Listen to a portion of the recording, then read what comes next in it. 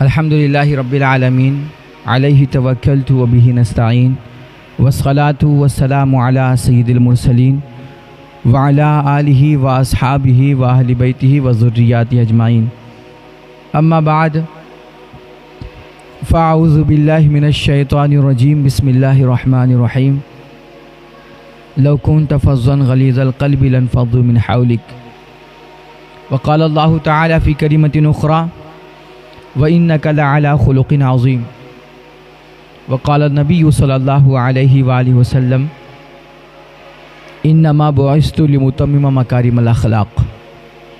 صدق اللہ العظیم وصدق رسولہ النبی الامین المتین الکریم، ونحن علی ذلک لمن الشاہدین والشاکرین والحمد للہ رب العالمین۔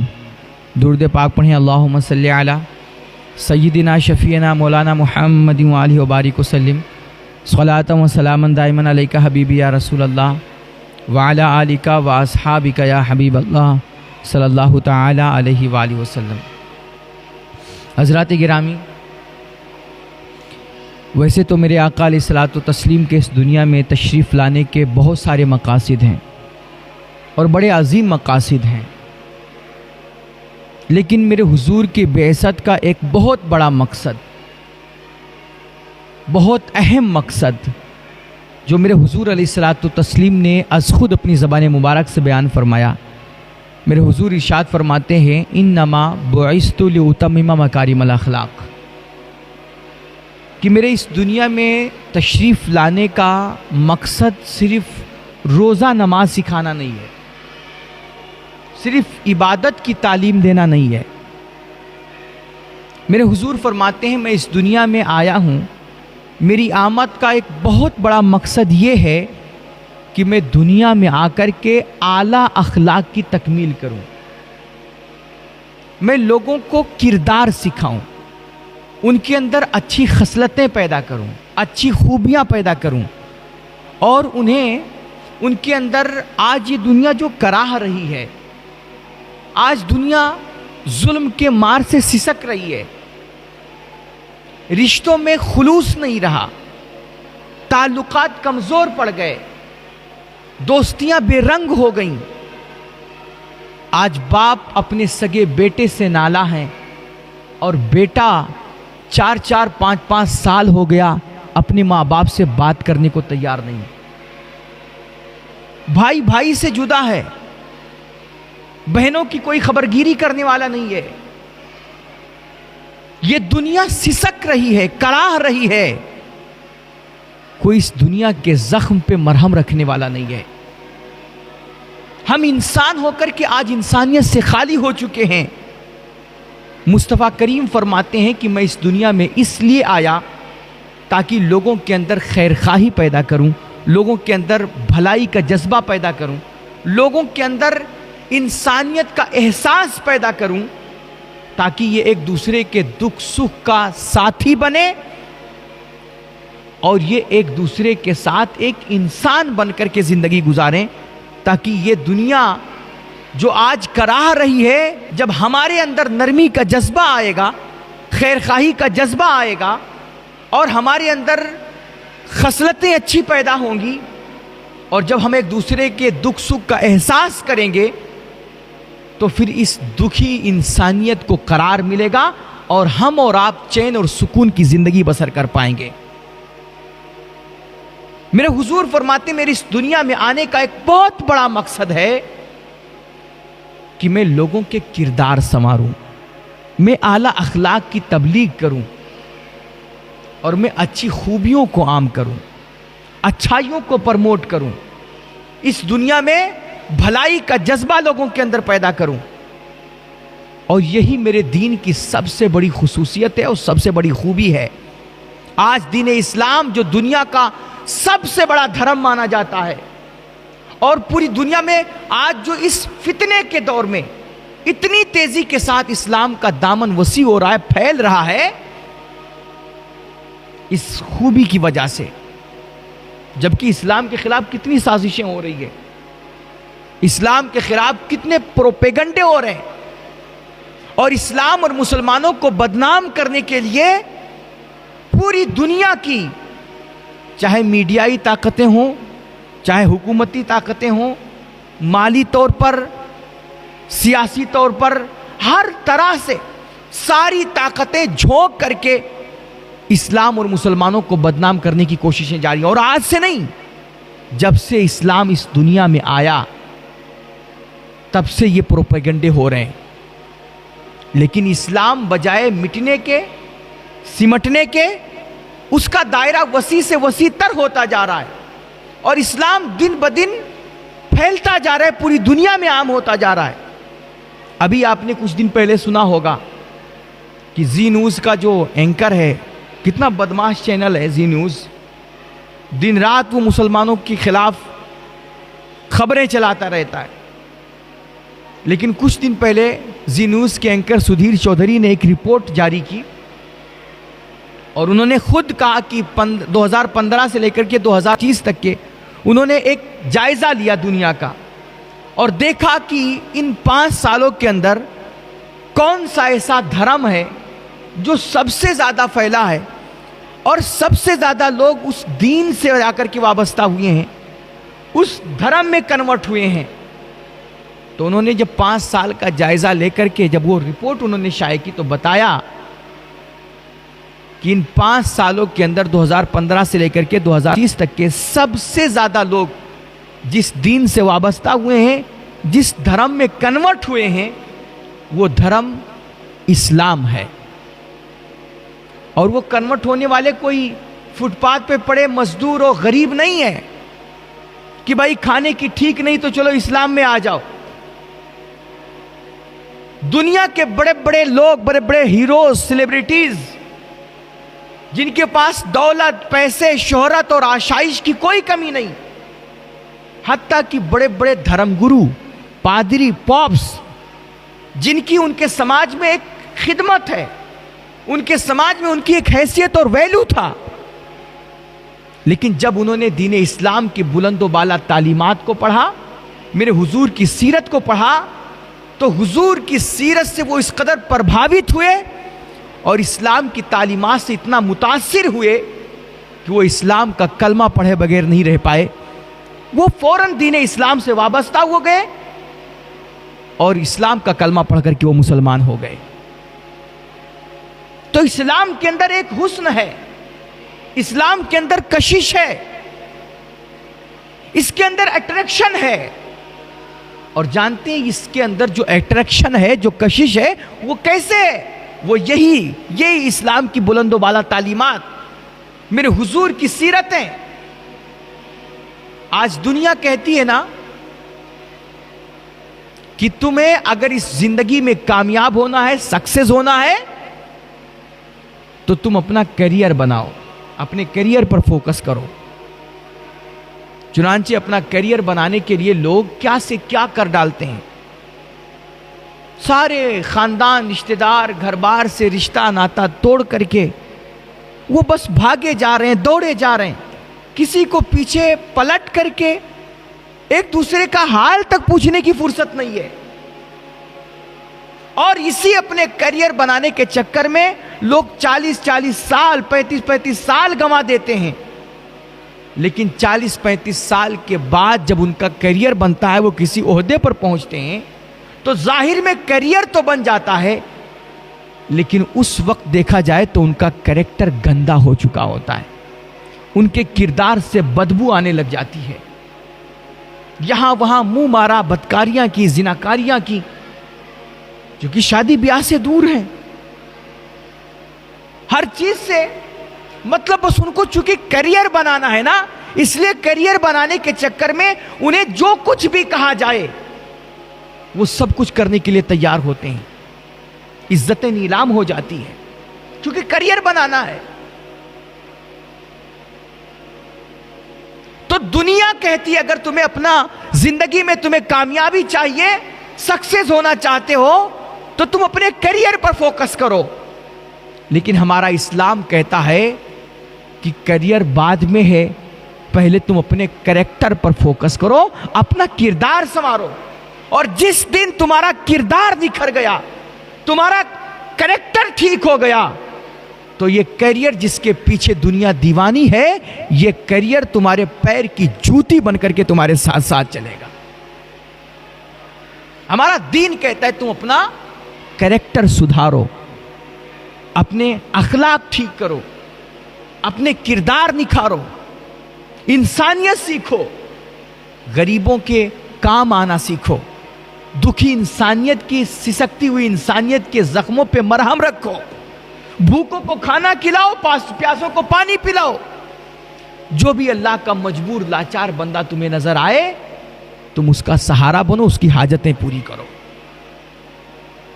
میرے حضور فرماتے ہیں میری دنیا میں آنے کا ایک بہت بڑا مقصد ہے کہ میں انسانوں کو انسان بناؤں، ان کے اندر نرمی، خیرخواہی اور بھلائی کا جذبہ پیدا کروں، انسانیت کا احساس پیدا کروں۔ اور میرے حضور فرماتے ہیں کل قیامت کا دن ہوگا، اللہ کی بارگاہ میں ایک بندہ لایا جائے گا، اس کے پاس کوئی بہت بڑی نیکی نہیں ہوگی، بلکہ نیکیوں سے اس کا دامن خالی ہوگا، لیکن اللہ فرمائے گا فرشتوں میرے اس بندے کو لے جاؤ، اس کو جنت میں داخل کر دو۔ فرشتے عرض کریں گے میرے مالک اس کے پاس تو نیکیاں نہیں ہیں، اس کے پاس بہت زیادہ عبادتیں نہیں ہیں، پھر بھی جنت؟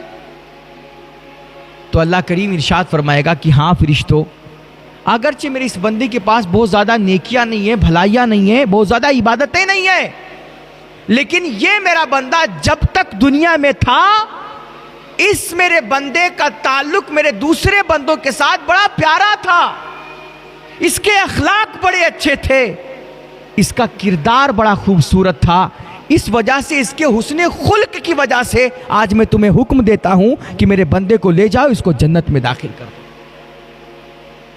میرے بندوں کے ساتھ اس کا رویہ بڑا اچھا ہوا کرتا تھا، برتاؤ بہت ٹھیک ٹھاک کرتا تھا، اور یہ اپنے معاملات بہت صاف ستھرے رکھا کرتا تھا۔ اس کی یہ بہت بڑی نیکی ہے، اس نیکی کی وجہ سے میں حکم دے رہا ہوں میرے بندے کو جنت میں داخل کر دو۔ اور میرے حضور فرماتے ہیں کل قیامت کے دن میزان عمل پر ہم دنیا میں جو کچھ کر رہے ہیں نا، ہمارے اعمال کو تولا جائے گا۔ میرے حضور فرماتے ہیں کل قیامت کے دن میزان عمل پہ سب سے زیادہ بھاری بھرکم چیز، سب سے وزنی عمل جو ہوگا، نہ انسان کا روزہ ہوگا، نہ انسان کی نمازیں ہوں گی، نہ انسان کی باقیہ ساری عبادتیں ہوں گی۔ میرے حضور فرماتے ہیں کل قیامت کے دن میزان عمل پہ سب سے زیادہ بھاری بھرکم جو چیز ہوگی وہ انسان کا حسن اخلاق ہوگا، جو اس کے اچھے رویے، اس کا اچھا برتاؤ، اللہ کے بندوں کے ساتھ اس کا پیار بھرا، اس کے پیار بھرے تعلقات، یہ وہ عمل ہے جو کل قیامت کے دن سب سے زیادہ میزان عمل پر بھاری بھرکم ثابت ہوگا۔ میرے بھائی کردار سنوارو یار۔ میرے کہنے کا مطلب یہ نہیں ہے کہ آپ روزہ نماز سے غافل ہو جاؤ یا روزہ نماز کی کوئی اہمیت نہیں ہے۔ میرے بھائی نماز یہ اہم العبادات ہے، سب سے اہم فریضہ ہے، اور قیامت کے دن جس چیز کے بارے میں سب سے پہلے سوال ہوگا وہ یہ روزہ نماز ہی ہوں گے، تو ان کے بغیر بھی چھٹکارا نہیں ہے۔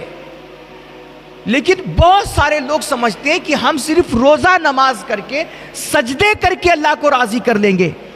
ایسے لوگوں کو بتاؤ کہ بیوی کو تماچے لگا کر کے جو سجدہ کیا جاتا ہے نا، وہ سجدہ اللہ کی بارگاہ میں قبول نہیں ہوتا ہے۔ ماں باپ کو بستر پہ پڑے بیماریوں سے کراہتے ہوئے چھوڑ کر کے آپ مسجدوں میں آ کر کے اللہ اللہ کر رہے ہیں، آپ تسبیح پڑھ رہے ہیں، آپ کی یہ تسبیح اللہ کی بارگاہ میں قبول نہیں ہوگی، اور آپ کی اس تسبیح و تحمید کی اللہ کی بارگاہ میں کوئی ضرورت نہیں ہے۔ اللہ ان کی پرواہ نہیں کرتا ہے۔ اللہ بھی اس وقت راضی ہوتا ہے بندے سے نا جب اس کے ماں باپ اس سے راضی ہوں، جب اللہ کے بندے اس سے خوش ہوں۔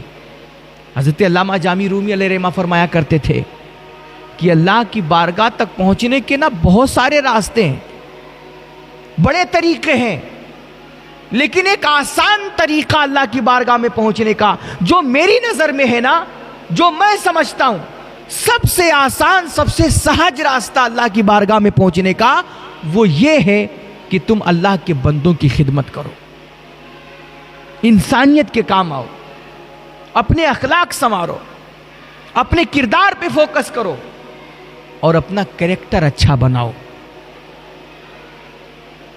मेरे हुजूर की बारगाह में एक दिन मुस्तफ़ा करीम अलैहिस्सलातु तस्लीम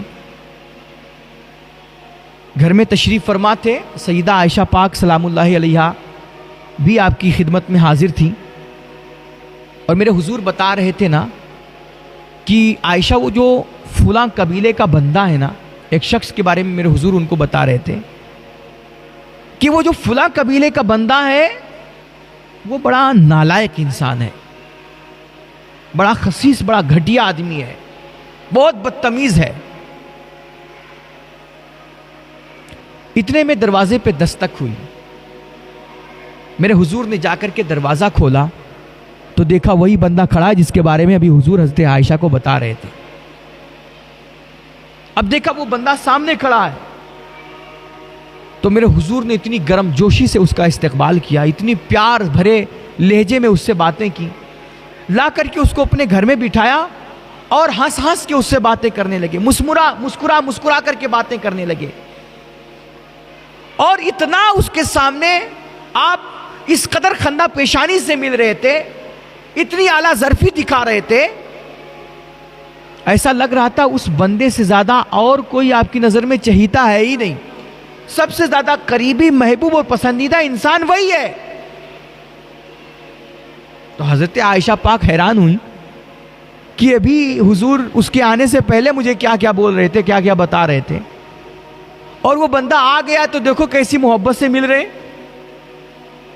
तो जब वो बंदा जो भी बातें करनी थी उसको आया, अपनी हाजतें पेश की, बातें किया, और फिर जब वो रुखसत हो गया तो हजरत सईदा आयशा पाक हुजूर की खिदमत में हाजिर हुई और आकर के बड़े अदब से अर्ज किया, या रसूल अल्लाह, अभी आप इस बंदे के बारे में कैसी कैसी बातें कर रहे थे, क्या क्या मुझे बता रहे थे। कभी कभी क्या होता है ना कि वो बड़े बदतमीज लोग हों, शरीर लोग हों, तो उनकी शरारत से अपने घर वालों को आगाह करना जरूरी हो जाता है कि कहीं ऐसा ना हो कि वो चिकनी चपेड़ी बातें करे और घर वाले उसकी बातें सुनकर के उसके फितने का शिकार हो जाए। इसलिए घर वालों को ऐसे लोगों की शरारतों से, उनकी बदतमीजियों से, उनकी फितनाबाजियों से आगाह करना ये ज़रूरी होता है। इसी वजह से हुजूर अलैहिस्सलातु तस्लीम हज़रत सईदा आयशा पाक को उस बंदे के बारे में बता रहे थे। तो सईदा आयशा पाक ने पूछा, या रसूल अल्लाह, आप अभी उस बंदे के आने से पहले ऐसी ऐसी बातें कर रहे थे और वो बंदा आया तो इतनी खंदा पेशानी से मिले, इतनी गर्मजोशी से उसका इस्तकबाल किया और इतनी मोहब्बतें पेश की, इतने प्यार से बातें कर रहे थे। तो मेरे हुजूर अलैहिस्सलाम ने फरमाया, आयशा मता अहितनी फहाशा, आयशा तुमने मुझे किसी के साथ सख्त लहजे में बात करते हुए कब देखा है? तुमने मुझे फहशगो कब पाया है? आयशा मेरी बारगाह में तो कोई भी आता है, चाहे अपना हो पराया हो, दोस्त हो या दुश्मन हो, अच्छा हो या बुरा हो, मेरी बारगाह में जो इंसान भी आता है मैं तो हर किसी के साथ मोहब्बत से ही मिलता हूं, हर किसी से प्यार से ही बातें करता हूं। आयशा अखलाक ये नहीं है कि तुम्हारे सामने कोई अच्छा आए तो उसके सामने तुम अच्छाइयां दिखाओ, तुम्हारे सामने कोई ठीक ठाक शरीफ बंदा आए तो उसके सामने शराफतें पेश करो। अखलाक का आला मेयार ही ये है कि तुम्हारे सामने कोई अच्छा आए या बुरा आए, दोस्त आए या दुश्मन आए, हमेशा हर इंसान से अखलाक से ही मिलो, प्यार और मोहब्बत से ही मुलाकात करो। यही आला अखलाक है। आज बहुत सारे लोग कहते हैं कि हजरत हम तो अच्छों के साथ भाई अच्छे हैं लेकिन बुरों के साथ हम भी बहुत बुरे हैं। तो मैं उनसे कहता हूं, भाई फिर आप अच्छे नहीं हैं, आप बुरे ही हैं। वरना आपके अंदर कौन सा ऐसा सेंसर फिट है, कौन सी मशीन है कि भाई जैसे आपके सामने कोई अच्छा आता है आप अच्छे बन जाते हैं, और जैसे अच्छा हटता है बुरा आ जाता है 1 मिनट में आप फौरन बुरे हो जाते हैं। ऐसी कोई मशीन तो है नहीं।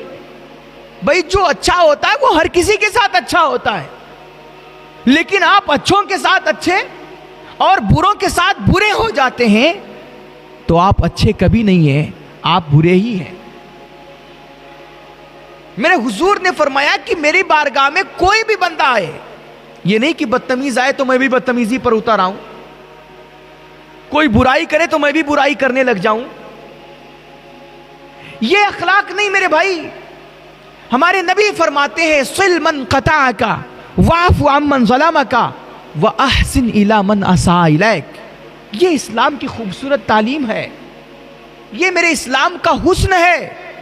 میرے حضور فرماتے ہیں اخلاق یہ نہیں کہ جو تمہارے سامنے آ کر کے مسکراہٹیں پیش کرے بدلے میں تم اس کے سامنے مسکراؤ, جو تمہارے ساتھ اچھائیاں کرے پھر تم اچھائیاں کرو. میرے حضور فرماتے ہیں میرے دین کی اعلیٰ تعلیم یہ ہے, میرے دین کی خوبصورتی یہ ہے کہ ایک بندہ تم سے دشمنی کرنے پہ آمادہ ہے, وہ تم سے تعلقات ختم کر رہا ہے, لیکن پھر بھی تم اس کے سامنے دوستی کا ہاتھ بڑھاؤ. بندہ تم پہ ظلم کر رہا ہے, تم اپنی اعلیٰ اخلاق پیش کرتے اس کے ظلم کو درگزر کر دو, اس کو معاف کر دو.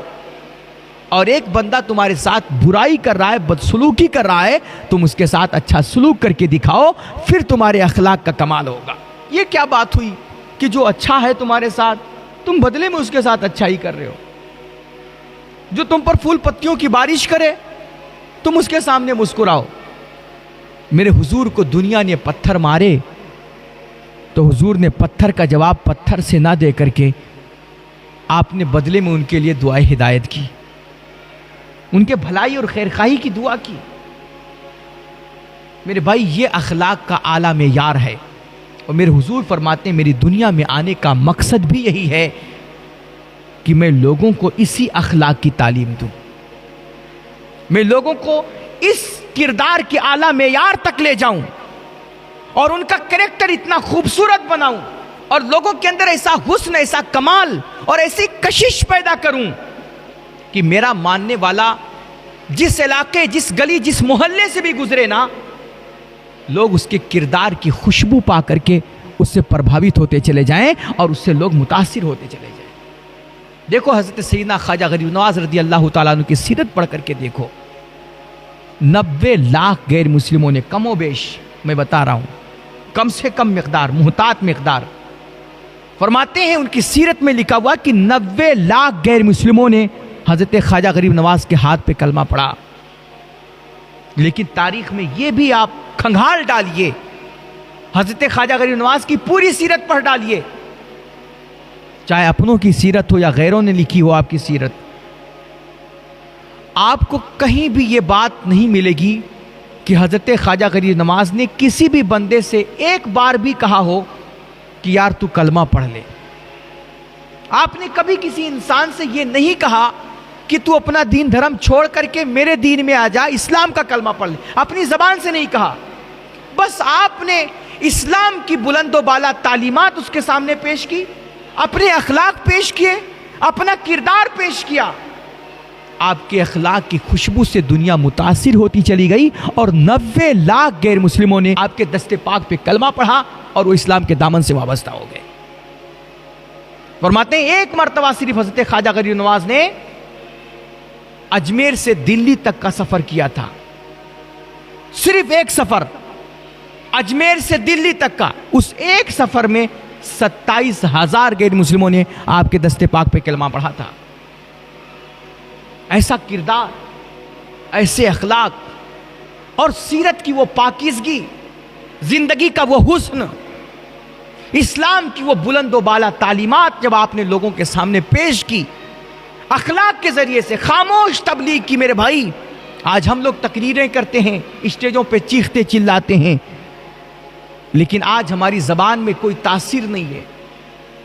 شاہد سادی کے پاس صرف جبے خوبصورت رہ گئے ہیں, ٹوپیاں اچھی رہ گئی ہے, لیکن الفاظ میں تاثیر نہیں ہے, جملوں کا اثر کھو بیٹھے ہیں. کیونکہ ہمارے یہاں صرف ہم لوگ بولنا جانتے ہیں, عمل سے خالی ہیں. لیکن وہ لوگ ہوتے تھے وہ بولتے کم تھے, کرتے زیادہ تھے.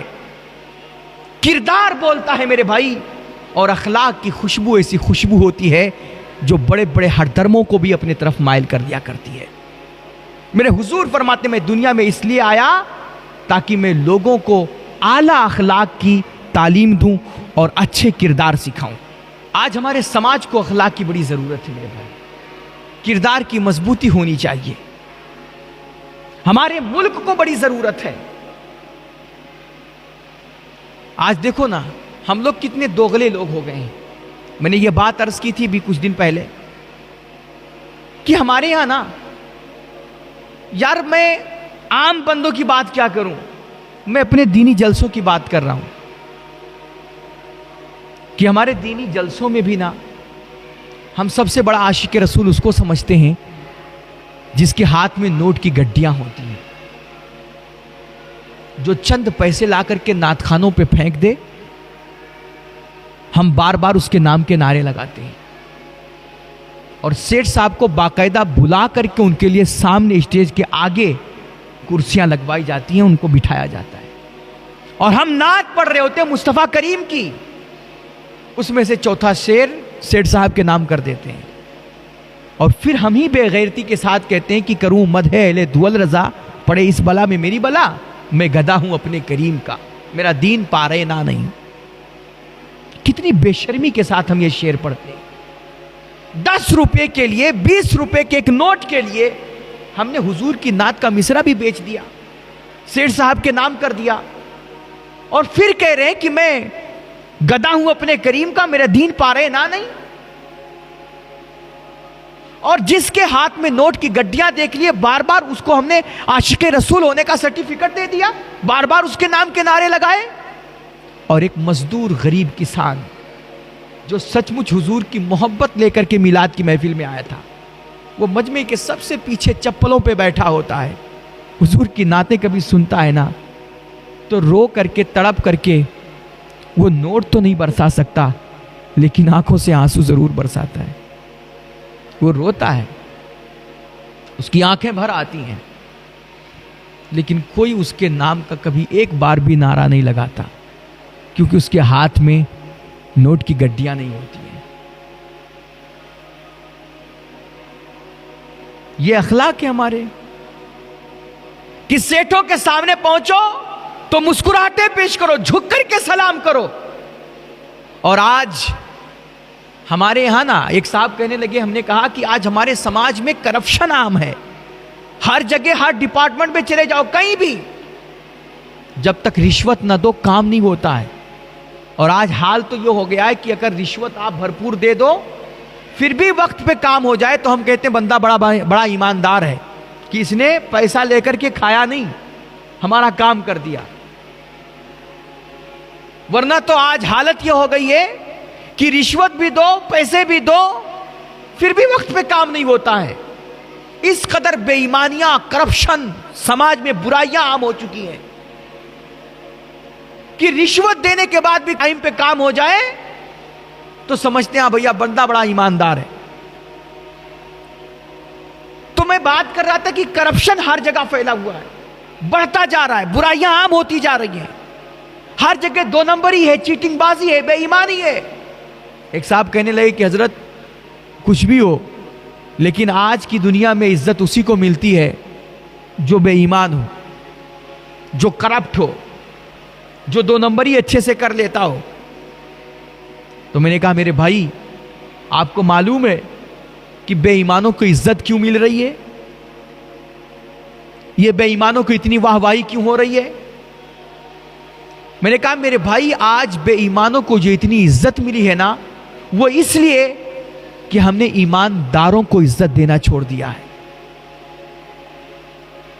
آج کرپشن جو اتنا بڑھ رہا ہے چونکہ ہم نے ایمانداری کو کوئی ویلیو ہی نہیں دیا.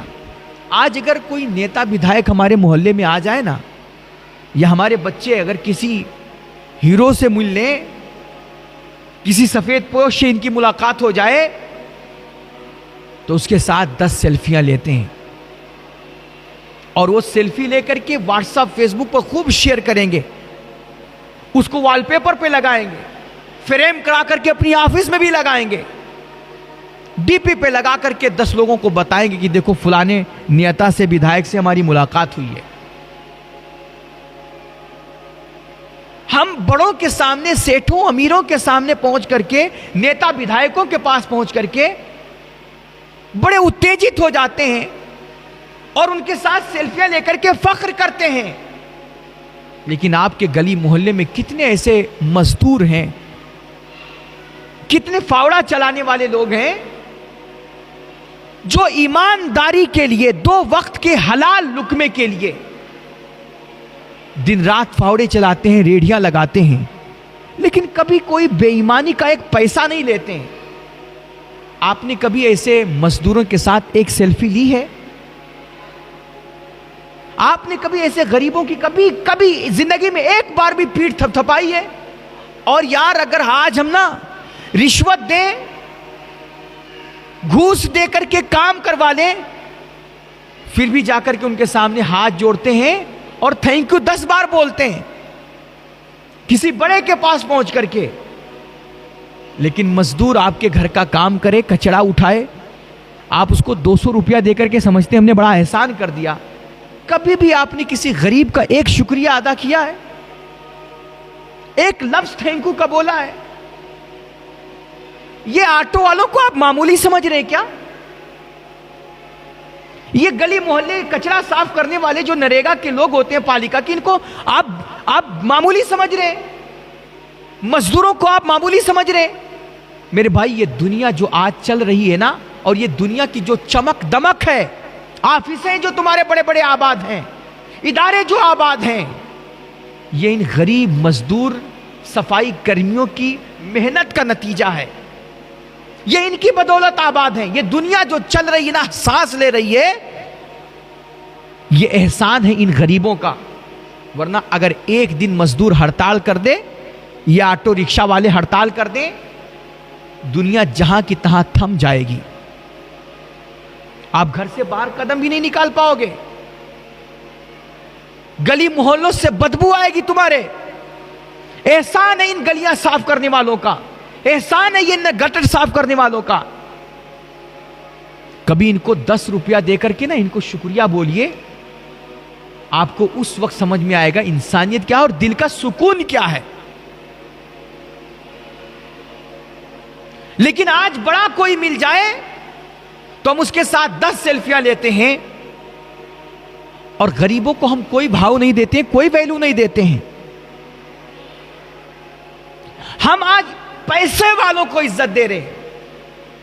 تو پھر ہوا کیا؟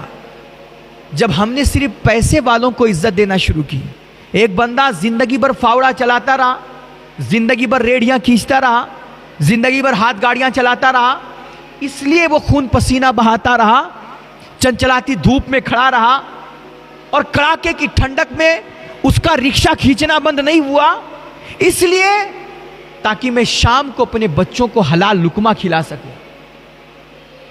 زندگی بھر اس نے محنت مزدوری کر ڈالی, فاقہ کاٹ لیا, غربت کی مار سہ لی, لیکن کبھی کسی کے ساتھ بے ایمانی نہیں کی. اس ظالم سماج نے ایسے لوگوں کی کبھی ایک مرتبہ بھی پیٹھ نہیں تھپ تھپائی, کبھی کسی نے ان کا حوصلہ نہیں بلند کیا. لیکن ایک بندہ جس نے زندگی بھر لوٹ گھسوٹ کیا, 2 نمبری کی, چیٹنگ بازی کی, رشوت لیا, اور ادھر ادھر ان کا حق مار کر کے اس نے پیسے جمع کیے, بینک بیلنس اکٹھا کیا, بلڈنگیں کھڑی کی, اور 2 گاڑیاں خرید لایا نا, سفید کپڑے پہننے لگ گیا, تو آج دنیا اس کے گاڑی کے پیچھے بھاگنے لگی اور اس کے زندہ باد پائندہ باد کے نعرے مارنے لگی. تو اس غریب کے لڑکے نے دیکھا کہ یار اس دنیا میں, اس سماج میں عزت تو صرف پیسے والوں کو ملتی ہے. خواہ پیسہ والا کتنا بھی کرپٹ ہو, کتنا بھی ظالم اور بدماش ہو, کتنا بھی وہ بڑا گنڈا ہو, بس کرسی ہونی چاہیے, پیسہ ہونا چاہیے, گاڑیاں ہونی چاہیے, تو عزت اسی کو ملے گی. تو پھر وہ غریب باپ جس نے زندگی بھر اپنی پوری زندگی غربت میں کاٹ ڈالی, ایمانداری کے ساتھ وہ فاوڑا چلاتا رہا, ایک دن اس کے بچے نے بھی بندوق اٹھا لیا اور اس نے بھی کہا کہ اب ہم بھی چھین جھپٹ کے کھائیں گے اور ہم بھی پیسہ جمع کریں گے. اب وہ بھی 2 نمبری پہ اتر آیا, اب وہ بھی گنڈا گردی پہ اتر آیا. کس لیے؟ تاکہ پیسہ جمع کریں, کیونکہ پیسہ رہے گا تو دنیا ہمیں عزت دے گی. اس طرح سماج میں کرپشن عام ہو گیا, برائیاں پھیلتی چلی گئیں, اور آج ہر جگہ جہاں بھی جسی بھی شعبے میں چلے جاؤ, جسی بھی ڈپارٹمنٹ چلے جاؤ, بغیر گھوس دیے آپ کا کام نہیں ہو پائے گا. میرے بھائی، میرے نبی فرماتے ہیں نا کہ میں اس دنیا میں اعلیٰ اخلاق کی تکمیل کے لیے آیا ہوں. اور اعلیٰ اخلاق یہ نہیں کہ آپ امیروں سے ملیں تو مسکرا کے ملیں، جھک کر کے ملیں، کہے تو تلوا بھی چاٹ لیں. اور جب تمہارے سامنے کوئی غریب بندہ آ جائے جس کے کپڑے میلے ہوں، جب غریبوں سے ملنے کی بات آئے تو آپ ان کو حقیر سمجھے، آپ کی ناک بھوں چڑھ جائے، منہ پسر جائے. میرے بھائی، یہ اعلیٰ اخلاق نہیں، یہ منافقت ہے، اعلیٰ منافقت ہے. جو اخلاق مند بندہ ہوتا ہے نا، اس کے سامنے میں کہتا ہوں امیر بھی آئے تو اس کو کلفت محسوس ہوتی ہے، لیکن غریبوں سے جب ملتا ہے نا تو بڑی خندہ پیشانی کے ساتھ ملا کرتا ہے، محبت اور پریم سے وہ ملا کرتا ہے. آج بہت ضرورت ہے ہمارے سماج کو اعلیٰ اخلاق کی، اچھے کردار کی اور خوبصورت عادتوں کی. اپنے اخلاق کو سنوارو، کیریئر سے زیادہ اپنے کریکٹر پہ فوکس کرو. میرے بھائی، میرے حضور علیہ الصلوۃ والتسلیم نے جب سیدہ عائشہ پاک نے پوچھا، یا رسول اللہ، آپ اس بندے سے اتنی محبت سے ملاقات کر رہے ہیں، جبکہ یہ بندہ آپ فرما رہے تھے کہ کمینہ ہے، خسیس ہے، گھٹیا ہے، بدماش ہے، لیکن اتنی محبت؟ تو میرے حضور نے فرمایا کہ عائشہ، میں جس سے بھی ملتا ہوں ہمیشہ محبت اور پیار سے ہی ملا کرتا ہوں. میں ہر بندے کے ساتھ اپنا اعلیٰ اخلاق پیش کرتا ہوں. بندہ کیسا ہے، وہ بدتمیز ہے، برا ہے، بدماش ہے، یہ اس کی اپنی طبیعت ہے، لیکن بدتمیزوں کی وجہ سے میں بدتمیز بن جاؤں، یہ تو اخلاق نہیں ہے نا. میری بارگاہ میں جو بندہ بھی آتا ہے میں اس سے ہنس کھیل کر کے ملاقات کرتا ہوں، محبت اور پیار سے ہی ملتا ہوں. اور یاد رکھو عائشہ، کل قیامت کے دن اللہ کی نظر میں سب سے زیادہ بدترین اور بدقسمت آدمی وہ ہوگا جس کی شرارتوں اور بدتمیزیوں کی وجہ سے لوگوں نے اس سے قطع تعلق کر لیا ہو، لوگوں نے اس سے رشتہ توڑ دیا ہو، کہ نہ جانے یار اس سے بات کرو تو یہ پلٹ کر کے کیا جواب دے دے، نہ جانے یہ بدبخت کہاں کس چوراہے اور گلی محلے میں بیٹھ کر کے ہماری ماں بہن کی عزتیں اتارنے لگ جائے. جب بھی انسان بولتا ہے زہر ہی اگلتا ہے، کبھی محبت اور پیار کی بولی آئی نہیں، کسی کو دعا ہی نہیں دیا. تو فرماتے ہیں سب سے زیادہ بدترین قیامت کے دن اللہ کی نگاہ میں وہ بندہ ہوگا جس کی شرارتوں اور بدتمیزیوں کی وجہ سے لوگوں نے اس سے رشتہ توڑ لیا ہو، کوئی اس سے بات ہی نہیں کر رہا ہے. اور میرے حضور فرماتے ہیں المؤمن مألف، فرماتے ہیں مومن وہ ہوتا ہے جو محبت والا ہوتا ہے. اور میرے نبی فرماتے ہیں اس بندے میں کوئی خیر ہی نہیں، کوئی بھلائی ہی نہیں جو نہ کسی سے محبت کرے اور نہ اس سے کوئی محبت کرے. یار آپ نے کسی اللہ کے بندے کا دل ہی نہیں جیتا دنیا میں، کسی کے دکھ ہی نہیں پوچھے، کسی کے زخموں پہ مرہم ہی نہیں رکھا، کسی کو اپنی باتوں سے دو محبت کی تسلی ہی نہیں دی، دو بولی نہیں بولی، تو پھر آپ کیا انسان ہو یار. اور ایک دن میرے حضور علیہ الصلوۃ والتسلیم نے فرمایا، صحابہ میں اس بندے کو مومن مانتا ہی نہیں. صحابہ نے عرض کیا، یا رسول اللہ کس کو؟ تو میرے حضور نے دوسری بار قسم اٹھا کے فرمایا، قسم اللہ کی کہہ رہا ہوں صحابہ، میری نظر میں وہ بندہ مومن اور مسلمان نہیں ہے. صحابہ کے بڑے کان کھڑے ہوئے، یا رسول اللہ ہے کون وہ بدبخت جس کو آپ مومن مسلمان نہیں مانتے؟ اگرچہ وہ نماز پڑھتا ہے، روزہ رکھتا ہے، اونچی پگڑیاں والا ہے، داڑھی ٹوپی بھی رکھتا ہے، عالم بھی کہتا ہے، مفتی بھی کہتا ہے، پڑھا لکھا بھی مانتا ہے اپنے آپ کو، لیکن کون ہے وہ بدبخت جس کو آپ مومن مسلمان نہیں مانتے؟ میرے حضور نے تیسری بار پھر قسم اٹھایا اور فرمایا، اللہ کی قسم میں کہہ رہا ہوں صحابہ، میں اس بندے کو مومن اور مسلمان نہیں مانتا. صحابہ کرام نے عرض کیا، یا رسول اللہ بتائیں تو صحیح کون ہے وہ بدبخت جس کو آپ مومن مسلمان نہیں مانتے؟ تو میرے حضور نے فرمایا، من لا یأمن جارہ بوائقہ، کہ وہ بدبخت جس کی شرارتوں اور بدتمیزیوں کی وجہ سے اس کے اگل بگل رہنے والے اس کے پڑوسی محفوظ نہ ہو، میں اس بندے کو کبھی مومن اور مسلمان نہیں مان سکتا. اللہ رسول کی نگاہ میں وہ بندہ کبھی مسلمان نہیں ہو سکتا جو اللہ کے دوسرے بندوں کو تکلیف پہنچاتا ہو، اس کے رویے ٹھیک نہ ہو، اس کی عادتوں میں نرمی نہ ہو، وہ اللہ کے بندوں کے ساتھ صاف ستھرے معاملات نہ کرتا ہو، وہ لاکھ نمازیں پڑھتا ہو، لاکھ روزے رکھتا ہو، اونچی پگڑیاں باندھتا ہو، حج پہ حج کرتا ہو، رب رسول کی نگاہ میں کبھی مومن اور مسلمان نہیں ہو سکتا۔ اخلاق سنوارو میرے بھائی، اپنے کردار میں نکھار پیدا کرو۔ آج دنیا جو آج تمہیں گالیاں دے رہی ہے نا، جس دن تم نے حضور کی سیرت کو اپنی زندگی کا حصہ بنا لیا اور اپنے اخلاق کو خوبصورت بنا لیا، آپ کے اندر ہمدردی بھلائی کا جذبہ پیدا ہو گیا، انسانیت کا درد آ گیا، اللہ کی قسم یہ دنیا، یہ قوم جو آج تمہیں گالیاں دے رہی نا، کل یہ تمہیں سلیوٹ مارے گی اور تمہیں پھر عزت بھی ملے گی، سرخروئی بھی ملے گی، اور تمہیں دولت اور شہرت اور کرسی جو کچھ بھی چاہیے انشاءاللہ حضور کی سیرت اپنانے کی برکت سے دنیا تمہارے قدموں میں آئے گی۔ اللہ ہم سب کو عمل کی توفیق بخشے، اور ان باتوں پہ سب سے پہلے مجھے پھر آپ حضرات کو عمل کی توفیق مرحمت فرمائے۔ وآخر دعوانا الحمدللہ رب العالمین۔ السلام علیکم۔